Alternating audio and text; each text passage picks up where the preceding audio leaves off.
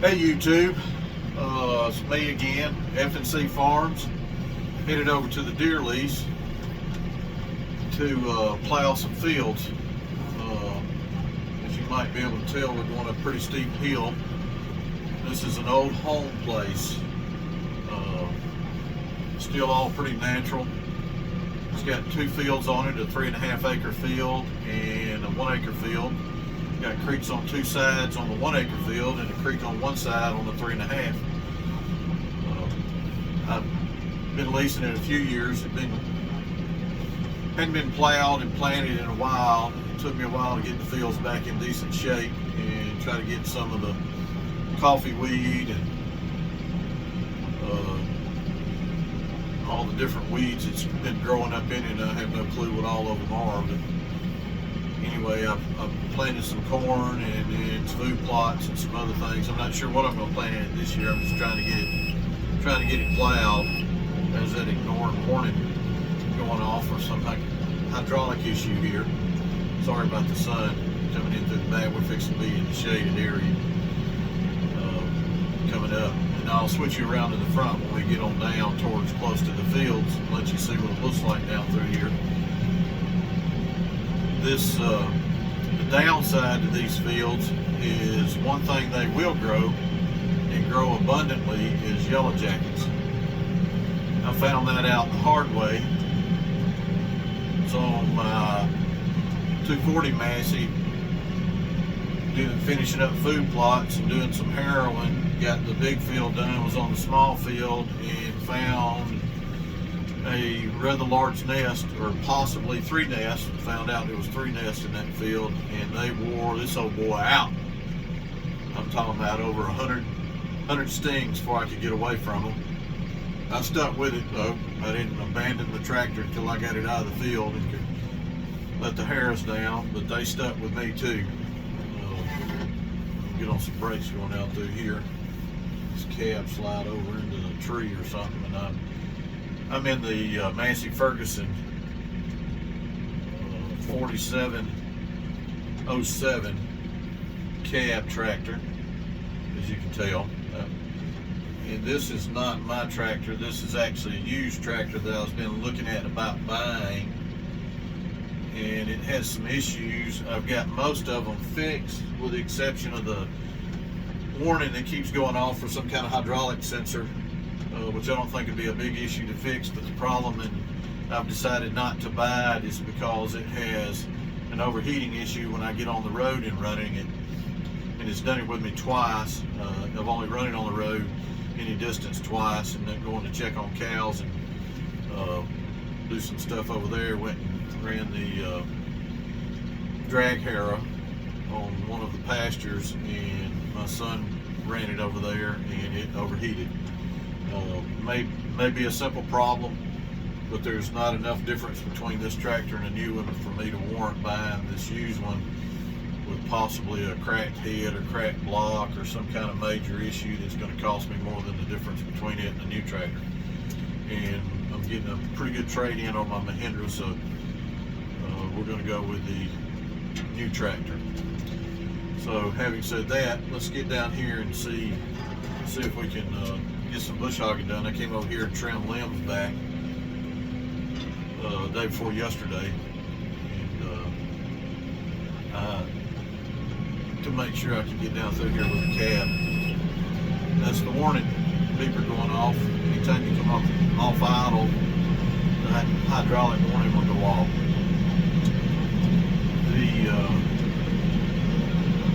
I'm still videoing with my cell phone. I've got a GoPro now that I got to figure out. I just had a birthday. Turned a whopping 5'9", and my son and my daughter went in together and bought me a GoPro, one of the better ones, package with all kinds of neat bells and whistles and stuff to mount it, tripod. I just got to figure out how to use it. You know what they say, it's hard to teach an old dog new tricks, and I just told you how old I turned, and I'm definitely an old dog. So if y'all want to ride along with me, we're getting a little sideways right here. I'm not really scared about flipping over. It's just rutted out on one side pretty bad. And when you're sitting up in a cab, it feels different than it does in an open station. I can tell you that right now. My Mahindra, I'd never even slowed down because it's an open station. It went right on through there. But, or my other Massey. But I'm going to turn y'all around and let you get a view of what's going on. Alright. Go head on back into the woods.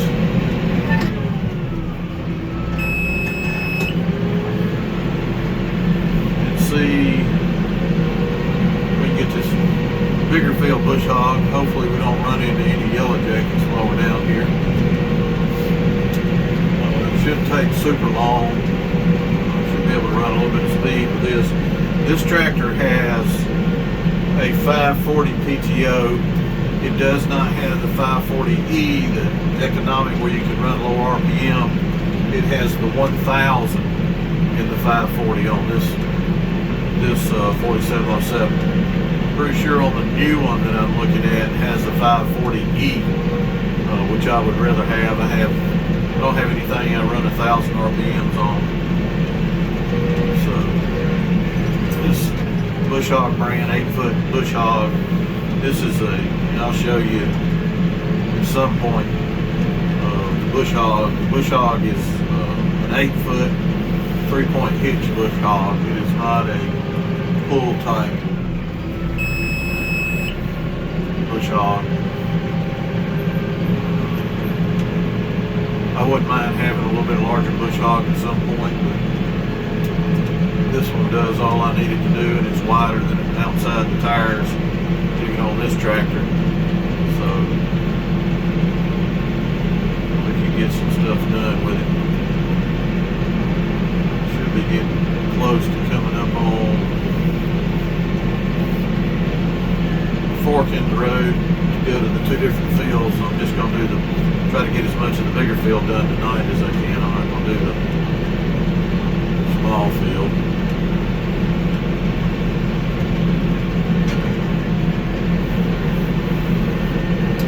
Pretty land though. Still got old growth hardwoods down here. There's a lot of pines sections on it. It's got one creek bordering it and one creek going through it. They're decent sized creeks for around here.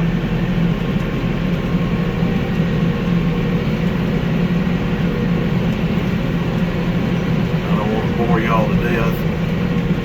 Just trying to get down here so you can see the field, and then we'll start bush hogging it. Maybe talk a little bit. We're gonna try to get something done today.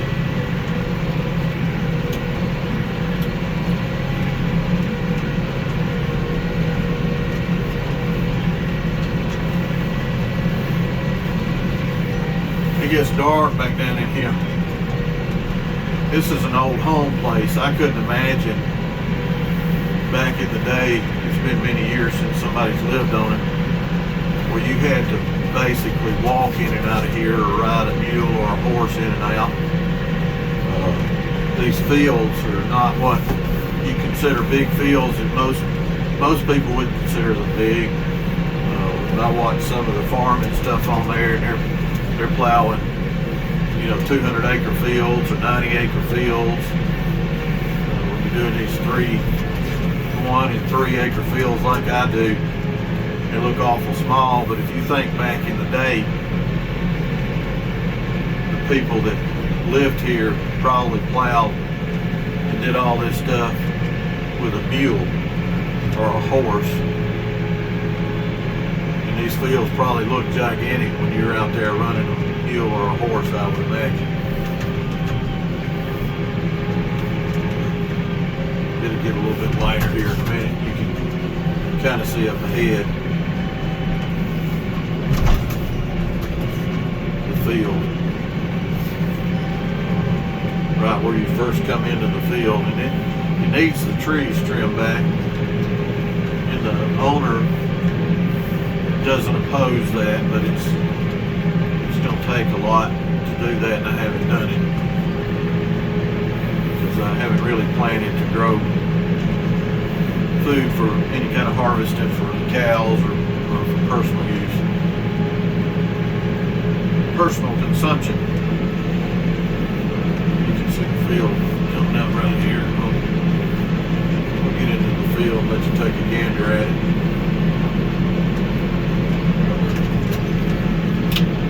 Flip a little bit more light on there for you.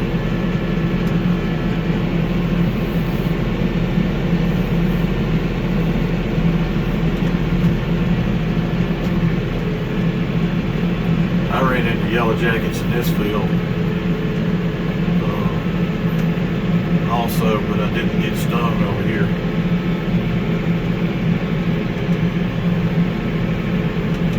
I planted this field in a mix for deer. Almost looks like I could bale it, but I wouldn't even want to attempt to bring a round baler equipment back down in here. Down here in the field, switch it back around. It gives you an idea of some of the stuff that I'm doing. I'm going to see if I can show you.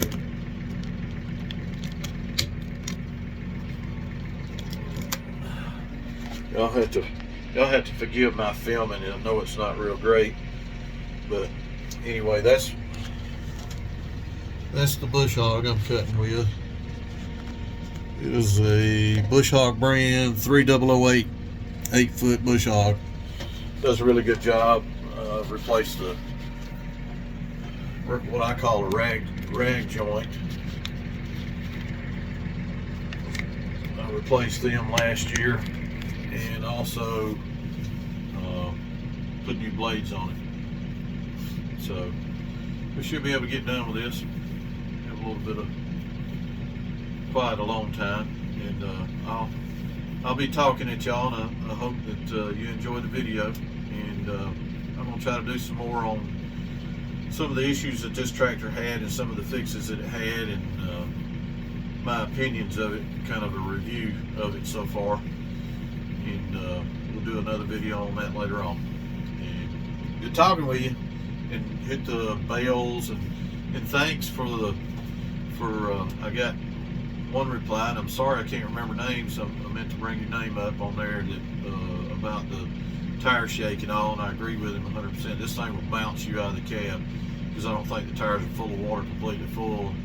As he pointed out, the radials, you really don't need it. Just put weights on the wheels instead of putting water in the tires, because the tread sets flatter on the ground than it does on the bias ply. Tires and how they're built, you have a bead wire that locks the tire to the wheel. It's a steel hoop.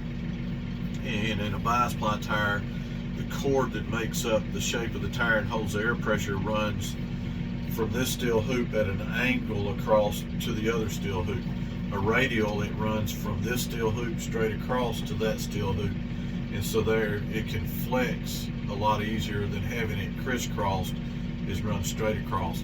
And that's why you get a better contact patch with a radial tire, and it rides smoother because it can absorb better, other than it being at angles and crisscrossed. It doesn't flex as easy on a bias ply tire. So thanks for hitting the bell and the comments, and keep yelling at me. Hey, I enjoy it, and we'll get into some conversations back and forth. Anything that I can help you with, just let me know. On anything you see you can help me with, let me know. And y'all have a good evening, and thanks for watching F&C Farms.